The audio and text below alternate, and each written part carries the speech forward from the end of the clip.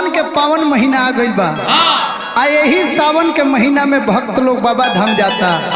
तब बाबा धाम काहे लोग जाला? बाबा धाम आखिर गईला से फायदा का होला? ई देवघर नगरी कब से बनल? आज रउआ सबके गीत के माध्यम से सुनाए। जौना में हमनी के साथ सजिंदा संगत देता रहे हमनी के बड़े भैया बेंजू पर अनिल अंबानी जी, नाल पर हमनी के अनिरुद्ध भैया, तबला पर हमारे गुरु हरेंद्र कोरनाकर जी के सबसे छोट सुपुत्र सुपर सुधीर जी, जोरी बजाओ तारे शुभम बाबू, पिंटू बेदर्दी जी, हमनी के टीम के गर्जियन जे बगल में बैठल बारे शुभेंद्र भाई, कुबेर भाई, संगे संगे अजीत बारे। आप तमाम सजिंदा के साथ रउआ लोग के सेवा करे जा रहल बनी।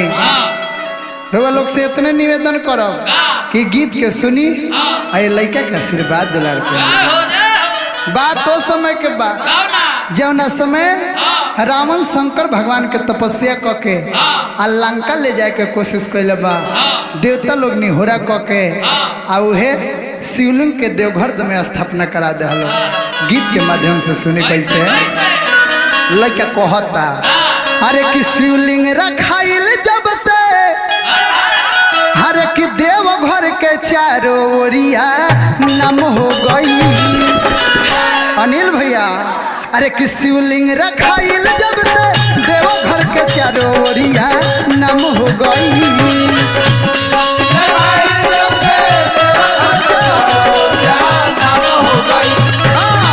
शिवलिंग रखाइल जब से देवघर के चारों ओरिया नाम हो गई। बैजू मरले ऐसा लाठी बैजू धाम हो गई।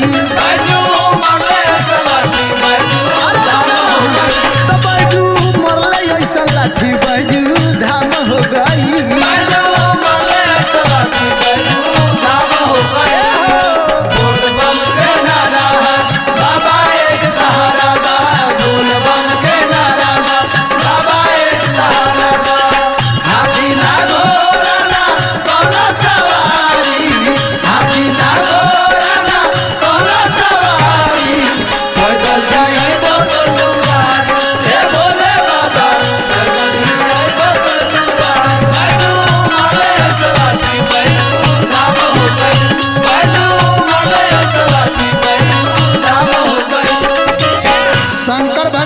तपस्या करके रावण खुश कल हला।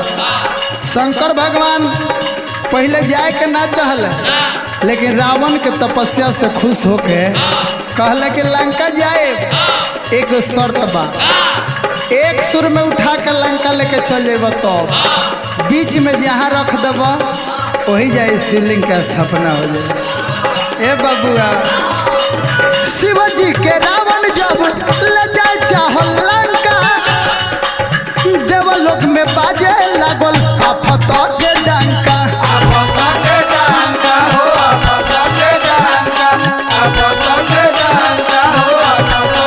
अनिरुद्ध भैया लड़का कहता शिवजी के रावण जब ले जाए लागल लंका देवलोक में बाजे लागल आफत के डंका।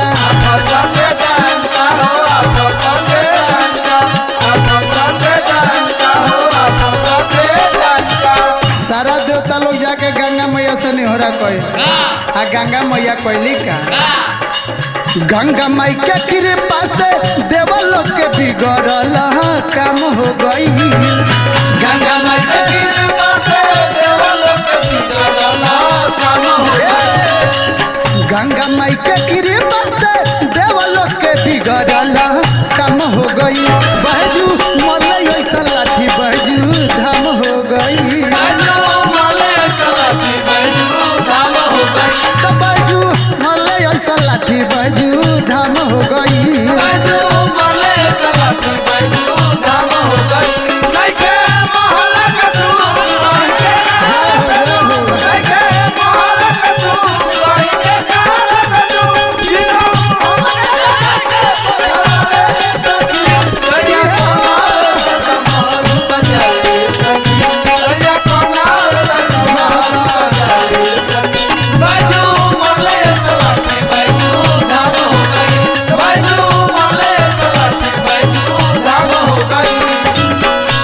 जब से देवघर धाम बनल हमनी के जब से भोले बाबा के महिमा जनली जा तब भोले बाबा के गुणगान करतनी जा कैसे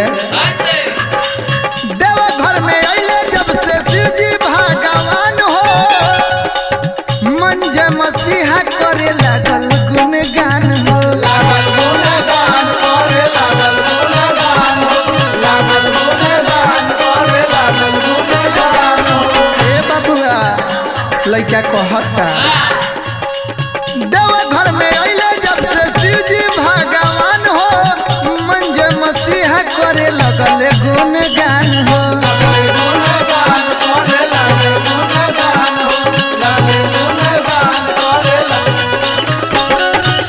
भोला जी के दर्शन हमनी के बहुते आराम हो गइल भोला जी के दर्शन हमनी के बहुते आराम हो गइल बाजू मरले ऐसा लाठी बाजू धाम हो गइल बाजू मरले ऐसा लाठी बाजू धाम हो गइल त बाजू मरले ऐसा लाठी बाजू धाम हो गइल बाजू मरले ऐसा लाठी बाजू धाम हो गइल शिवलिंग रखाइल जब से देवघर के चारों ओरिया नाम हो गइल शिवलिंग रखाइल जब से देवघर के चारों ओरिया